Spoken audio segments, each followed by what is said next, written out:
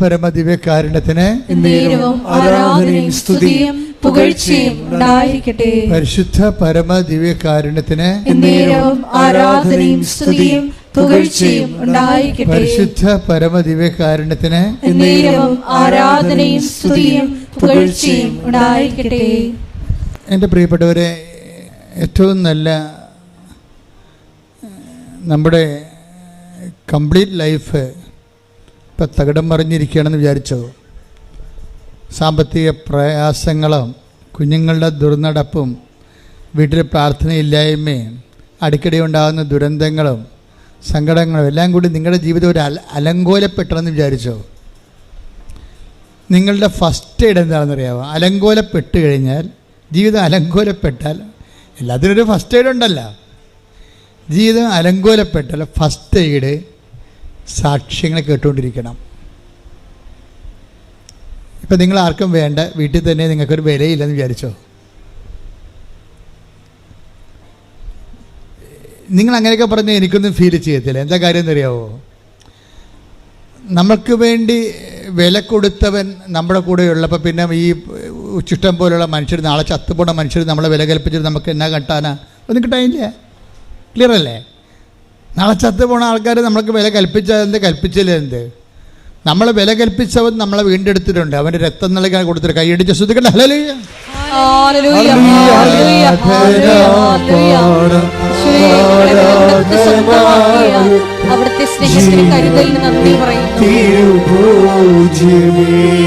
സ്വരത്തിലെ ആരാധന പാടും മാലാഖമാരൊപ്പം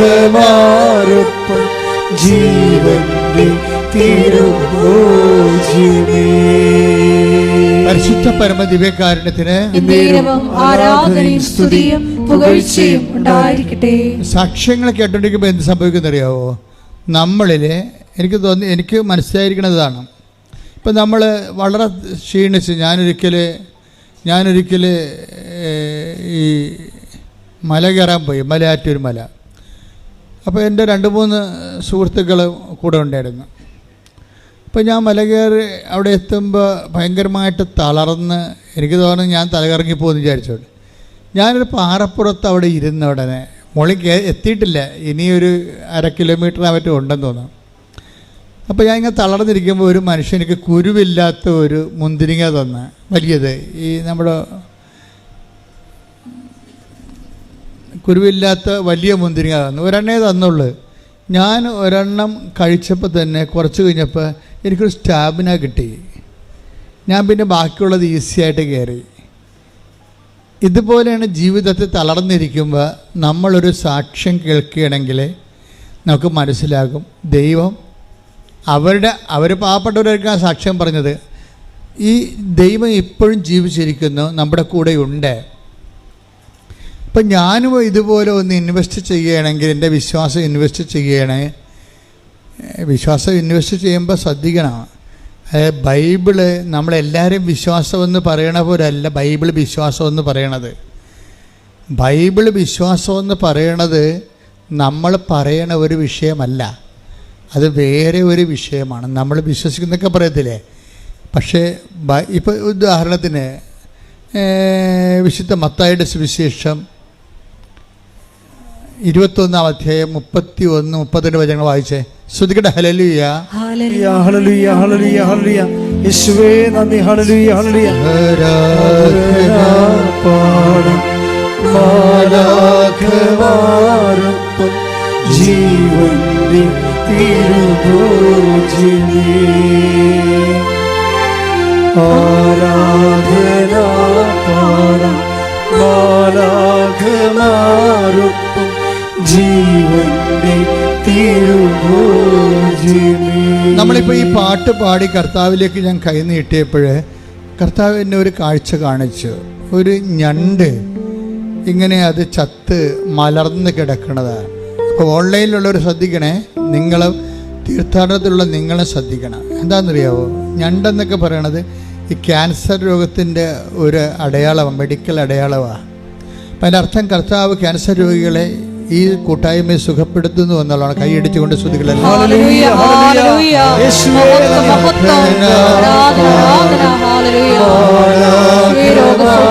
പ്രവേശത്തിനും നിന്റെ സാന്നിധ്യത്തിനും നന്ദി പറയുന്നു. നിങ്ങൾ മനസ്സ് സൂക്ഷിച്ചു വെച്ചോ, ഇന്ന് മാതാവിൻ്റെ അമലോത്ഭവ തിരുനാളാണ്.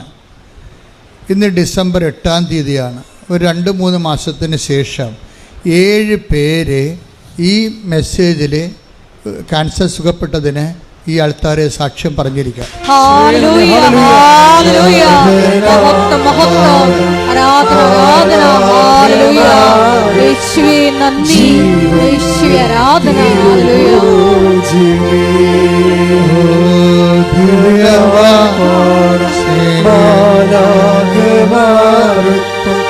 ജീവന്റെ തിരുഭോജ്യമേ, പരിശുദ്ധ പരമദിവ്യകാരുണ്യത്തിന് എന്നേരവും ആരാധനയും സ്തുതിയും പുകഴ്ചയും ഉണ്ടായിരിക്കട്ടെ. വചനം കേൾക്കാം. മത്തായി 21, 31, 32 തിരുവചനങ്ങൾ. ഈ 2 പേരിൽ ആരാണ് പിതാവിന്റെ ഇഷ്ടം നിറവേറ്റിയത്? അവർ പറഞ്ഞു, രണ്ടാമൻ. യേശു പറഞ്ഞു, സത്യമായി ഞാൻ നിങ്ങളോട് പറയുന്നു, ചുങ്കക്കാരും വേശ്യകളുമായിരിക്കും നിങ്ങൾക്ക് മുമ്പേ സ്വർഗരാജ്യത്തിൽ പ്രവേശിക്കുക. എന്തെന്നാൽ യോഹന്നാൻ നീതിയുടെ മാർഗത്തിലൂടെ നിങ്ങളെ സമീപിച്ചു, നിങ്ങൾ അവനിൽ വിശ്വസിച്ചില്ല. എന്നാൽ ചുങ്കക്കാരും വേശ്യകളും അവനിൽ വിശ്വസിച്ചു. നിങ്ങൾ അത് കണ്ടിട്ടും അവനിൽ വിശ്വസിക്കത്തക്ക വിധം അനുദപിച്ചില്ല. ഇതിൻ്റെ ഈ വചനത്തിൻ്റെ ഒരു പോക്ക് കണ്ടില്ലേ?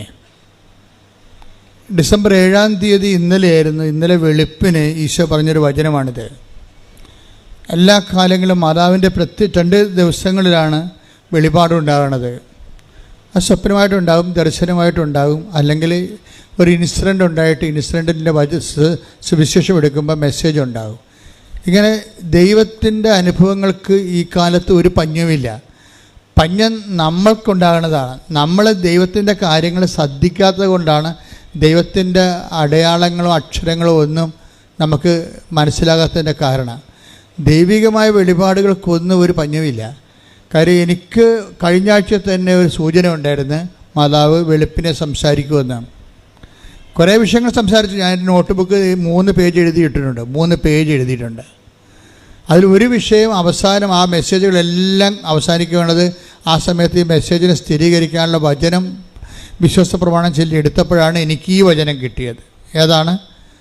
മത്തായിയുടെ സുവിശേഷം 21-ാം അധ്യായം 31, 32 തിരുവചനങ്ങൾ. ഒന്ന് വായിച്ചേ. ശ്രുതികട്ടെ. ഹല്ലേലൂയ. സത്യമായി ഞാൻ നിങ്ങളോട് പറയുന്നു. സത്യമായി ഞാൻ നിങ്ങളോട് പറയുന്നു, ചുങ്കക്കാരും വേശ്യകളുമായിരിക്കും നിങ്ങൾക്ക് മുമ്പേ സ്വർഗരാജ്യത്തിൽ പ്രവേശിക്കുക. എന്തെന്നാൽ യോഹന്നാൻ നീതിയുടെ മാർഗത്തിലൂടെ നിങ്ങളെ സമീപിച്ചു, നിങ്ങൾ അവനിൽ വിശ്വസിച്ചില്ല. എന്നാൽ ചുങ്കക്കാരും വേശ്യകളും അവനിൽ വിശ്വസിച്ചു. നിങ്ങൾ അത് കണ്ടിട്ടും അവനിൽ വിശ്വസിക്കത്തക്ക വിധം അനുദപിച്ചില്ല. ഇത് ഉടമ്പടിയുമായിട്ട് ഒത്തിരി കണക്റ്റഡ് ആയിട്ടുള്ള വാക്കാണെന്ന് തോന്നണം. കാര്യം അല്ലെങ്കിൽ ഇങ്ങനെ ഒരു വചനം വെളിപ്പെടുത്തേണ്ട കാര്യമില്ല. യോഹന്നാൻ, ഈശോ പറഞ്ഞ യോഹന്നാൻ നീതിയുടെ മാർഗത്തിലൂടെ നിങ്ങളെ സമീപിച്ചു. സുവിശേഷത്തിന് പല മാർഗമുണ്ട്. ഭക്തിയുടെ മാർഗമുണ്ട്, അതാണ് പ്രാർത്ഥനയും കാര്യങ്ങളൊക്കെ. നീതിയുടെ മാർഗമുണ്ട്, അതാണ് ഉടമ്പടി മാർഗം. അവൻ പറയണ പോലെ ചെയ്യുന്ന, നമ്മൾ പ്രവർത്തിക്കുന്ന മാർഗം, പ്രവർത്തനത്തിൻ്റെ മാർഗമാണ്. അതിന് ബൈബിൾ വിളിക്കുന്ന പേര് നീതിയുടെ മാർഗം എന്നാണ്. എന്താ കാര്യം? പട്ടാളക്കാർ വന്ന് യോഹന്നാൻ്റെ പ്രസംഗം കേട്ടപ്പോൾ പട്ടാളക്കാർ വന്ന് ചോദിച്ച്, ഞങ്ങൾ എന്താണ് ഞങ്ങൾക്ക് പശ്ചാത്താപമുണ്ട്, പക്ഷേ പശ്ചാത്താപത്തിൻ്റെ ഭാഗമായിട്ട് വാട്ട് വി ഷുഡ് ഡു, ഞങ്ങൾ എന്ത് ചെയ്യണം? അപ്പോൾ എന്താ പറഞ്ഞത്? നിങ്ങൾ ശമ്പളം കൊണ്ട് തൃപ്തിപ്പെടണം. അതാണ് നീതിയുടെ മാർഗം. ആരെയും ഭീഷണിപ്പെടുത്തി കോഴ വാങ്ങിക്കരുത്. ഉണ്ടാ, ഇതാണ് നീതിയുടെ മാർഗം എന്നാണ്. അതാണ് ഈശോ പറയണത്. യോഹന്നാൻ്റെ പ്രഭാഷണം അതുപോലെ അക്സെപ്റ്റ് ചെയ്തിരിക്കണം കർത്താവ്. അപ്പോൾ ഓരോരുത്തരും യോഹന്നാൻ്റെ അടുത്ത് വന്നിട്ട് ആ ടേക്ക് ദ വെടപ്പെട ആ ഭാഗങ്ങളൊന്നും എടുത്തേ. ശ്രദ്ധിക്കട്ടെ. ഹല്ലേലൂയ, ഹല്ലേലൂയ, ഹല്ലേലൂയ, ഹല്ലേലൂയ. യേശുവേ നന്ദി, ആരാധന, ആരാധന. യേശുവേ മഹത്വം, മഹത്വം, മഹത്വം, മഹത്വം. ഹല്ലേലൂയ, ഹല്ലേലൂയ, ഹല്ലേലൂയ, ഹല്ലേലൂയ. യേശുവേ മഹത്വം മഹത്വം മഹത്വം മഹത്വം. ആരാധന മാലാഖമാർക്കും ജീവന്റെ തിരുഭോജിനി. ആരാധന മാലാഖമാർക്കും ജീവന്റെ തിരുഭോജിനി. ആരാധന മാലാഖമാർക്കും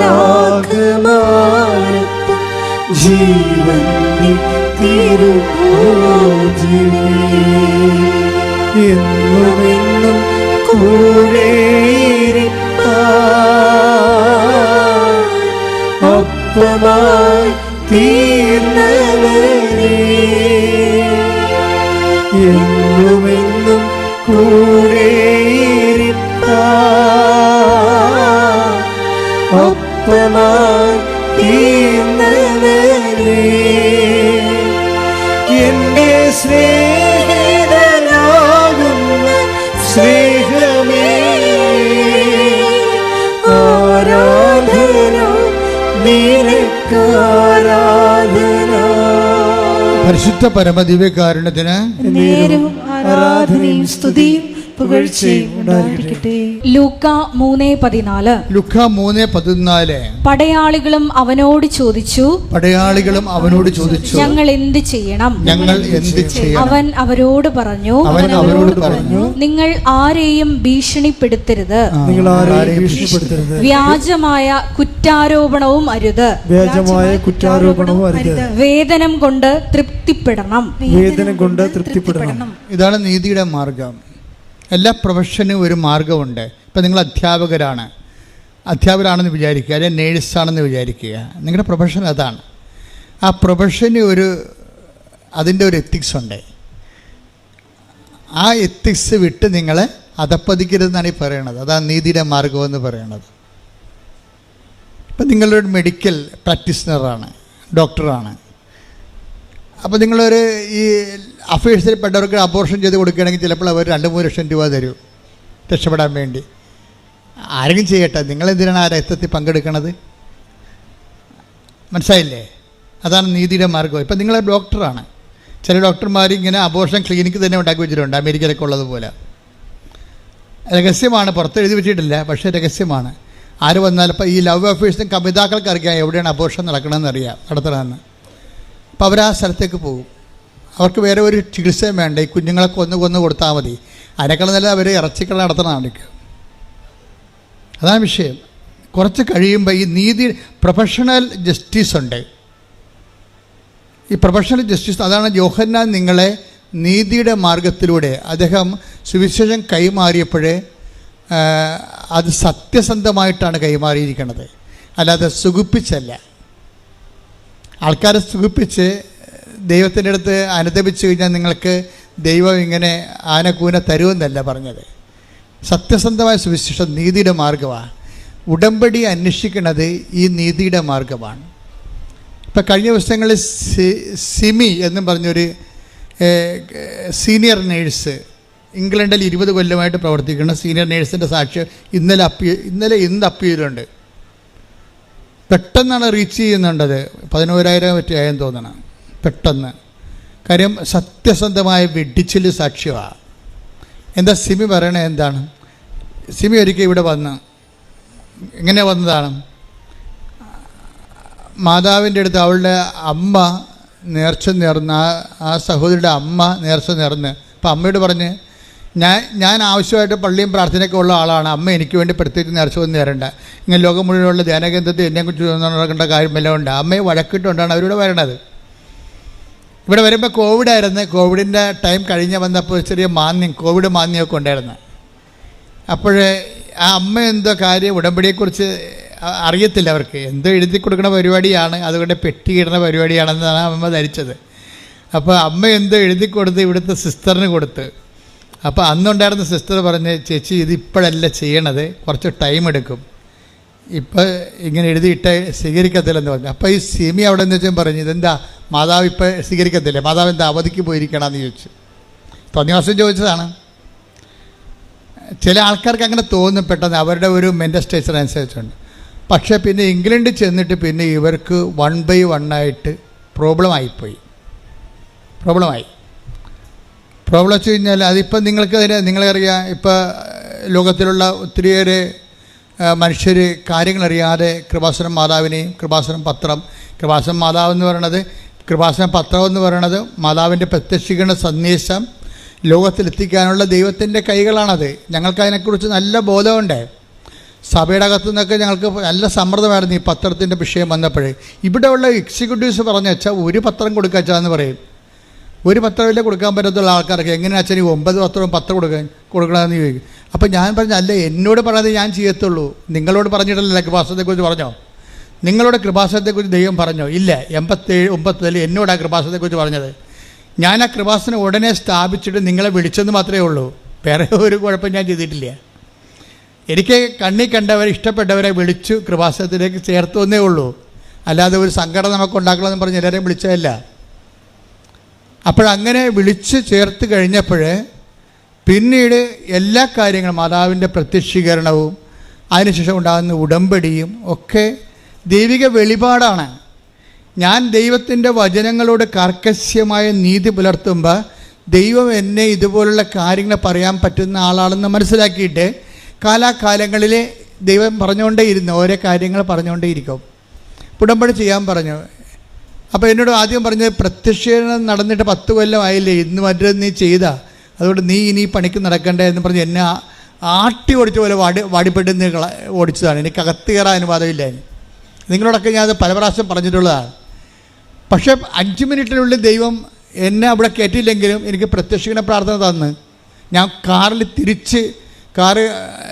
ഇങ്ങോട്ട് വളഞ്ഞപ്പോൾ തന്നെ, കേരളത്തിലേക്ക് വളഞ്ഞപ്പോൾ തന്നെ പ്രത്യക്ഷീകരണ പ്രാർത്ഥന തന്നു.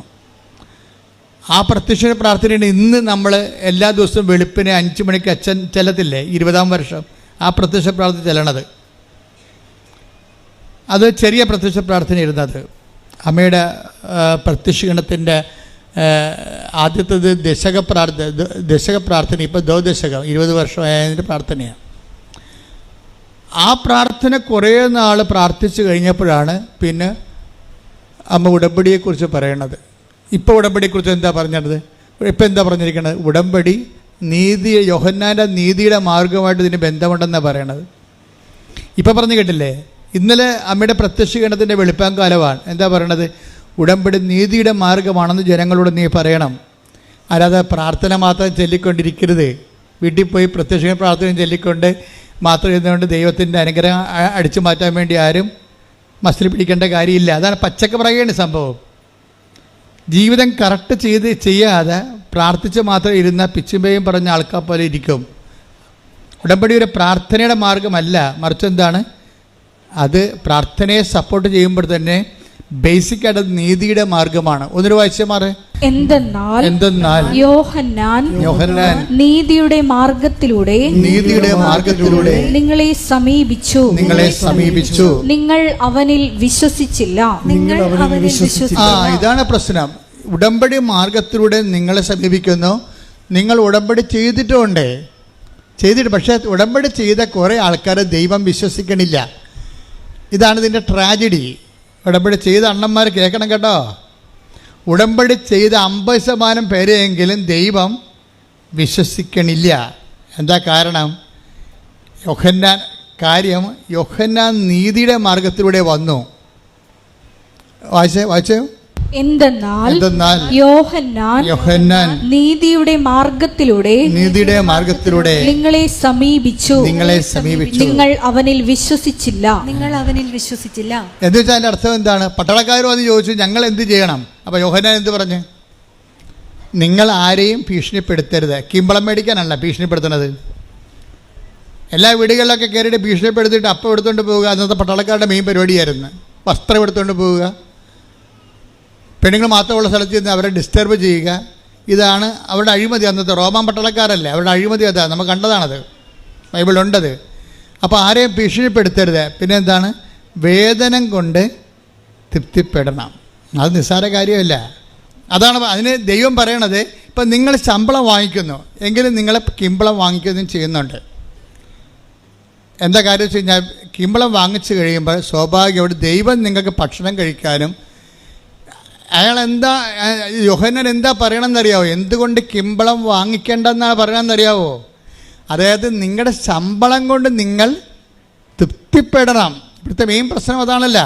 ഇപ്പോൾ 1,00,000 രൂപ ശമ്പളമുള്ള ആളിനെ എന്തുകൊണ്ടാണ് മറ്റുള്ളവരുടെ ഈ നക്കാപ്പിച്ച ചട്ടിയിലേക്ക് കൈയിട്ട് വരണത്? എന്താണ്? അയാൾക്ക് തൃപ്തിയില്ല. അവർക്ക് തൃപ്തി ഇല്ലെങ്കിലും ഇത് ഒരു മാനസിക രോഗമാണ് തൃപ്തിയില്ലെന്ന് പറയണത്. അല്ലാതെ അത് ഒരു മാനുഷിക പ്രശ്നമല്ല. തൃപ്തിയില്ലെന്ന് പറയണത് ഒരു മാനസിക രോഗമാണ്. എന്താ കാര്യം? ഒരു ലേഡി, ഒരു 10-40 വയസ്സുള്ള ലേഡിയുടെ ഒരു വീഡിയോ ഇറങ്ങിയിട്ടുണ്ട്. നിങ്ങൾ കണ്ടാമെന്നറിയത്തില്ല. അവർ പറയണത്, ഞാൻ ആഫ്രിക്കക്കാരുമായിട്ട് ശയിച്ചിട്ടുണ്ട്, പോരെ ഇന്ത്യക്കാർ, എന്നിട്ട് ഇംഗ്ലീഷുകാർ. ഒരു ലേഡി പച്ചക്ക് പറയണ അവിടെ ഇരുന്നുണ്ടേ, ഈ ലോകത്തിലുള്ള ഓരോ രാജ്യത്തിലുള്ള ആൾക്കാരുമായിട്ട് അവർക്ക് ശാരീരിക ബന്ധമുണ്ടെന്നാണ്. എന്നിട്ടും ഈ ആൾക്ക് തൃപ്തിയില്ല. അതൊരു മാനസിക രോഗമാണ്. സുവിശേഷത്തിൻ്റെ പ്രധാനപ്പെട്ട ഉദ്ദേശം നിങ്ങൾ അവറേഷൻസ് കാണിക്കുമ്പോഴേ, സെക്ഷൽ അവറേഷൻ ആയാലും ശരി, നിങ്ങളുടെ ജീവിത പങ്കാളിയുമായിട്ട് നിങ്ങൾക്ക് തൃപ്തിപ്പെടാൻ പറ്റണില്ല എങ്കിൽ അതിന് നിങ്ങൾ ബാക്കി ഒരു ഔട്ട് പോസ്റ്റൊക്കെ ഉണ്ടാക്കിയെടുക്കണമെന്നുണ്ടെങ്കിൽ നിങ്ങൾക്ക് വേണ്ടത് എന്താണെന്നറിയാവോ? അങ്ങനെ ഒരു ഔട്ട് പോസ്റ്റ് ഉണ്ടായാൽ എത്ര ഔട്ട് പോസ്റ്റ് ഉണ്ടാക്കിയെടുത്താലും ശരി, സ്റ്റെപ്പിനി ഉണ്ടാക്കിയെടുത്താലും നിങ്ങളുടെ ആർത്തി തീരത്തില്ല. ആർത്തിക്ക് അഭിഷേകമാണ് മരുന്നെന്ന് പറയണത്. ആർത്തിക്ക് മരുന്നില്ലല്ലോ. ആർത്തിക്ക് മരുന്ന് ബൈബിളിൽ മാത്രമേ ഉള്ളൂ. അതിന് അഭിഷേകമെന്നാണ് പറയണത്. അതുകൊണ്ടാണ് 5 ഭർത്താക്കന്മാരുണ്ട്. സ്ത്രീയോട് ഈശോ എന്താ പറയണത്? ഈ വെള്ളം കുടിക്കണവൻ ഇനിയും ദാഹിക്കും. അതല്ലേ 4:13 എടുത്തേ. യേശു പറഞ്ഞു, ഈ വെള്ളം കുടിക്കുന്ന ഏവനും വീണ്ടും ദാഹിക്കും. കണ്ട, 5 ഭർത്താക്കന്മാരെ വെച്ച് ഉപയോഗിച്ചുകൊണ്ടിരിക്കുന്ന സ്ത്രീയോടാണ് ഈശോ പറയണത്. എന്താ പറയണത്? നിനക്ക് 6 അല്ല 60 ഭർത്താവ് ഉണ്ടായാലും പിന്നെ ഈ കലാപരിപാടി തുടങ്ങിക്കൊണ്ടേയിരിക്കും, വീണ്ടും ദാഹിക്കും. പിന്നെ എന്തായാലും മറുപടി ഉണ്ട്. എന്താ ചെയ്യണത്? എന്നാൽ ഞാൻ നൽകുന്ന വെള്ളം കുടിക്കുന്നവന് പിന്നീട് ഒരിക്കലും ദാഹിക്കുകയില്ല. ഞാൻ നൽകുന്ന ജലം അവനിൽ നിത്യജീവനിലേക്ക് നിർഗളിക്കുന്ന അരുവിയാകും. അതായത് തന്നിൽ വിശ്വസിക്കാതിരുന്നവർ സ്വീകരിക്കാതിരുന്ന പരിശുദ്ധാത്മാവിനെ കുറിച്ചാണ് അവനിത് പറഞ്ഞത്. അതാണ് അഭിഷേകത്തിൻ്റെ ആത്മാവ്. അത് എൻ്റെ മക്കളെ, എന്തെങ്കിലും കാര്യത്തിൽ നിങ്ങളെ പെട്ടിരിക്കണമെന്ന് വിചാരിച്ചോ? പെട്ടിരിക്കണം. നിങ്ങൾക്ക് വേണ്ടത് അഭിഷേകമാണ് വേണ്ടത്. നിങ്ങളിപ്പോൾ ഈ വിഷയം, അതായത് ഇപ്പോൾ ആകുലത ആയാലും ശരി, റെക്കറിങ് ആയിട്ടൊരു ആകുലത ഉണ്ടാകണമെന്ന് വിചാരിച്ചോ? ആ ആകുലത ഉണ്ടാക്കുന്ന വിഷയങ്ങൾ അതേപടി പച്ചക്ക് നിലനിൽക്കുമ്പോൾ തന്നെ നിങ്ങളുടെ ആകുലതകൾ മാറ്റാൻ. ഇപ്പം സെമിയുടെ സാക്ഷ്യം അങ്ങനെയാണ്. സെമി എന്താ പറയണത്? ഇങ്ങനെയുണ്ടല്ലോ, എൻ്റെ മകനെ കൊണ്ടുപോയി ഞാൻ സ്കൂളിൽ ചേർത്തപ്പോഴുണ്ട് അവർ പറഞ്ഞ് അവർ കുഞ്ഞിനെ കൗൺസിൽ ചെയ്യും. അവിടുത്തെ സിസ്റ്റം അതാണ്. നമുക്ക് കണ്ട സ്കൂളിൽ കൊണ്ട് കാശ് കൊടുത്തിട്ട് ചേർക്കാൻ പറ്റത്തില്ല. കൊച്ചിനെ ആദ്യം ഒരു കൗൺസിലിംഗ് ബോർഡിന് ഹാജരാക്കണം. കുഞ്ഞിൻ്റെ IQ അവർ പരിശോധിക്കും. എന്നിട്ട് അവന് പഠിക്കാനുള്ള സ്കൂൾ അവർ നിശ്ചയിക്കും. കാര്യം മനസ്സില്ലേ? സിസ്റ്റത്തിൻ്റെ പോക്കതാണ്, നമ്മുടെ സിസ്റ്റം അല്ലാതെ. കുഞ്ഞിൻ്റെ IQ എന്താണെന്ന് നോക്കിയിട്ട് അതിനൊരു കോമൺ ബോർഡിനെ കൊണ്ടേ കൊടുക്കും. ആ ബോർഡിൽ ഇവനെ എഴുതിച്ചും വായിച്ചും സംസാരിച്ചും ഇവൻ ചിരിക്കുന്നുണ്ടോ, ആൾക്കാരുമായിട്ട് കൂട്ടുകൂടുന്നുണ്ടോ, ഇവൻ തമാശ പറയുമ്പോൾ ചിരിക്കുന്നുണ്ടോ, അതാ നിസ്സാര കാര്യത്തിന് ഇവൻ്റെ EQ ഒക്കെ, ഇമോഷണൽ കോഷൻസൊക്കെ പോയി കിടക്കുകയാണ്.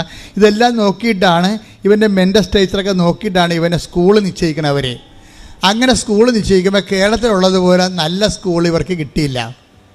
ഇവർ വിചാരിച്ചത് നമ്മൾ പൈസ കൊടുത്തു കഴിഞ്ഞാൽ നല്ല സ്കൂളിൽ പഠിപ്പിക്കാമെന്ന്. പക്ഷെ അവിടെ നടക്കത്തില്ല. കൊച്ചിൻ്റെ കപ്പാസിറ്റി അനുസരിച്ച് മാത്രമേ പഠിപ്പിക്കൂ. ഇതോടുകൂടി ഈ സിമിയുടെ കൺട്രോൾ പോയി, സങ്കടമായി, ഭയങ്കര നിരാശയായി. ഇനി ഇവരിട്ടതൊരു 6ാം തരത്തിലുള്ള സ്കൂളിലാണ് വിട്ടിരിക്കുന്നത്. ആ സ്കൂളിലാണെങ്കിൽ അതായത് ഒരുമാരപ്പെട്ട പിള്ളേരൊക്കെ ഈ 2ാം ക്ലാസ്സുകാരെ ഡ്രഗ്സ് എടുക്കുന്ന സ്കൂളാണ്. സിഗരറ്റ് വലിക്കുന്ന 4ാം ക്ലാസ്സുകാരൻ. അപ്പം അങ്ങനെയൊക്കെയുള്ള സ്കൂളിൽ ചെന്ന് ഇവൻ മിക്കുവൻ്റെ കാര്യം പോക്കായിരിക്കും. അപ്പോഴങ്ങനെ അതുകൊണ്ട് തന്നെ ഇവർക്ക് ഭയങ്കര സങ്കടമാണ്. ഇവിടെ കണ്ണ് തോരണില്ല. മാതാവിനോട് തോന്നിയ ദിവസം പറഞ്ഞ് പോയതാണ്, മാതാവ് അവധിയിലാണെന്ന് പറഞ്ഞു പോയതാണ്. ഇവർ കണ്ണ് തുറന്നില്ല. പക്ഷെ നമ്മളുടെ സത്യസന്ധമായിട്ട് അവർക്കിത് വിശ്വസിക്കാൻ കഴിഞ്ഞില്ലെന്ന് പറയുന്നത് ഒരു ക്രിമിനൽ ക്രൈമൊന്നുമല്ല. ഒരു മനുഷ്യനെ വിശ്വസിക്കാൻ ടൈം എടുക്കും, അത്രയേ ഉള്ളൂ. അതല്ല പ്രശ്നം. ഇവർ ബേസിക്കായിട്ട് നല്ല ലേഡിയാണ്, അവർക്ക് പള്ളിയും പ്രാർത്ഥനയും കൃപയും കുമ്പസാരമൊക്കെ ഉള്ളൊരു ലേഡിയാണ്. പക്ഷേ അവർക്ക് പുതിയ പുതിയ സംവിധാനങ്ങളൊക്കെ ഉൾക്കൊള്ളുമ്പോൾ ശരി, നമ്മുടെ സഭയിൽ തന്നെ കരിസ്മാറ്റിക് പ്രസ്ഥാനം വന്നപ്പോൾ എല്ലാവർക്കും ഉൾക്കൊള്ളാൻ പറ്റിയ ഇല്ല. 50% പേര് അതിൻ്റെ അകത്തേക്ക് മൊബിലൈസ് ആയി പോയിട്ടുള്ളൂ. ബാക്കി 50% ട്രഡീഷണലായിട്ട് ഇപ്പോഴും നിലനിൽക്കുന്നുണ്ട് അവർ. അപ്പോൾ ആരുടെ കുറ്റമല്ല, ആൾക്കാർക്ക് ചിലത് ഉൾക്കൊള്ളാൻ പറ്റത്തില്ല, അതുകൊണ്ടാണ്, വേറെ പ്രശ്നമൊന്നുമില്ല. പക്ഷേ ഇവളിങ്ങനെ പറഞ്ഞത് കാരണം ഇവൾക്ക് പിന്നീട് ഇങ്ങനെ ഇഷ്യൂസ് ഉണ്ടാക്കാൻ തുടങ്ങി. അപ്പോൾ സിമിക്ക് ഭയങ്കര സങ്കടമായി, അവർക്ക് ജോലി ചെയ്യാൻ പറ്റണില്ല, ഓർക്കുമ്പോഴൊക്കെ നെടുവീർപ്പും ഈ കുഞ്ഞിൻ്റെ ഭാവി എന്താണ് ഇനി എന്നൊക്കെ പറഞ്ഞേക്കുമ്പോൾ ആണ് പെട്ടെന്ന് ഇവളോടത്ത് ദൈവമേ. അപ്പോൾ അമ്മ വിളിച്ചു, ഇവളുടെ അമ്മ വിളിച്ചു പറഞ്ഞു, നീ അന്ന് അസഭ്യം പറഞ്ഞു പോയ മാതാവില്ലേ, ആ മാതാവിൻ്റെ പത്രമൊക്കെ നീ കാണുന്നില്ലേ, എന്തുമാത്രം മനുഷ്യരാണ് അവിടെ പോയി രക്ഷപ്പെടണമെന്ന് നീ അമ്മ പറഞ്ഞു കൊടുക്കും. ഇപ്പോഴാണ് അവർക്കൊരു ബോധം വന്നത്. അപ്പോൾ ഉടനെ അവരെന്ത് ചെയ്യും, അവർ ഓൺലൈൻ ഉടമ്പടി എടുക്കും. മദറിനോട് സോറി പറഞ്ഞിട്ട് ഒരു ഓൺലൈൻ ഉടമ്പടി എടുക്കും.